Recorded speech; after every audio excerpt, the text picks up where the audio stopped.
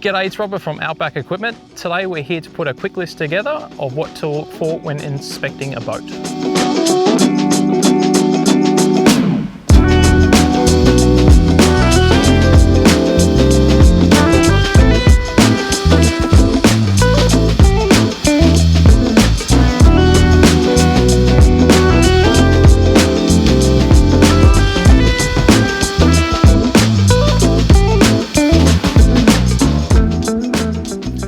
Okay, so walking around the hull, we're looking for basically any cracks, corrosion, dents in the hull that would compromise its safety.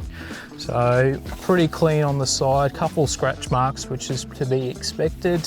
Generally that's a lot from pontoons. It's a good idea to jump up in the boat. We're looking basically essentially for any soft spots in the floor, whether it be fiberglass or timber.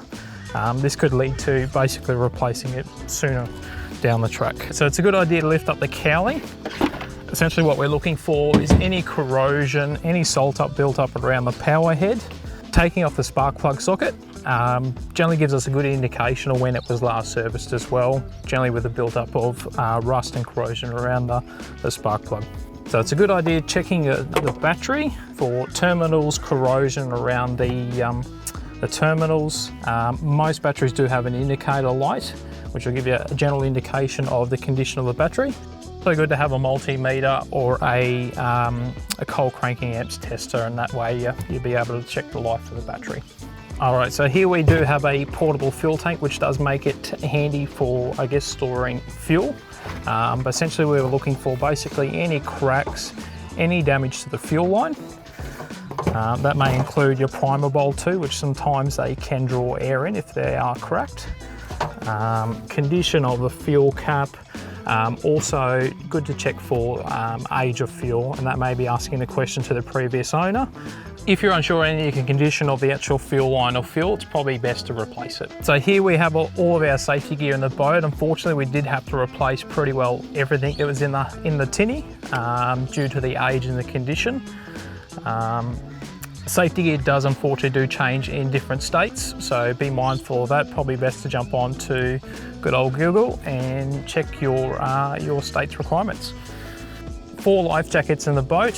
So for the number of people, for 4 adults in the boat, you'd have to have 4 adult life jackets. So other safety gear requirements, and essentially in the boat, we do have a V-sheet, we do have a signalling mirror.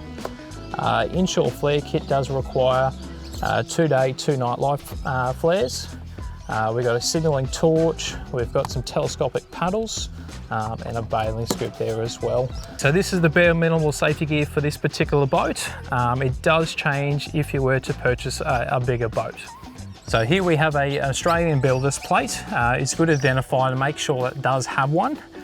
We're identifying basically essentially max number of people, max horsepower and what it is rated to, the level of flotation in terms of buoyancy, and your what we call a HIN number, hull identification number.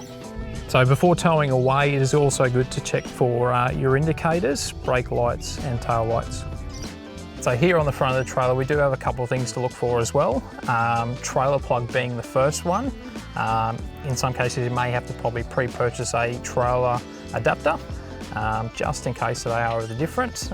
In this case, we do have a 7-pin flat. We ourselves are looking at the condition of the plug, and obviously with the trail lights, making sure they're working as well. Now, safety chains are a requirement too in terms of towing, also with rated D shackles. So when checking your trailer as well, it's a good idea to check the condition of bearings. In some cases, it does require having to change or take off your dust cap or bearing buddy. In this case, we do have a bearing buddy. Is it a good idea to check too the condition and colour of your grease? If there are signs of it being milky, there is a good chance of it being water in your bearings. So lastly, we're checking the condition of the trailer winch. That may require winding it out, the strap. Checking the condition of the drum, winding it back on. So it is another legal requirement also to have a strap. That may be basically one that does essentially go over the entire hull, or probably having 2 down the back of the transom there. So a hot little tip with your excess strap, tie-down strap, rolled up in a little, basically a little ball. I do put it in behind the actual winch itself and doing it up that way. So buying this privately, we were able to negotiate a deal where it was originally listed for $8,000. We'd purchased it for $7,000. Also, in addition, it did have 12 months registration on the hull and 6 on the trailer. So when purchasing your first boat, it's best not to get caught up in the moment. A lot of your accessories can be removed or replaced. Focus on the structure of the hull, the trailer, and the condition of the motor. So hopefully we've answered a lot of your questions today. If we have missed anything, please leave a comment down below.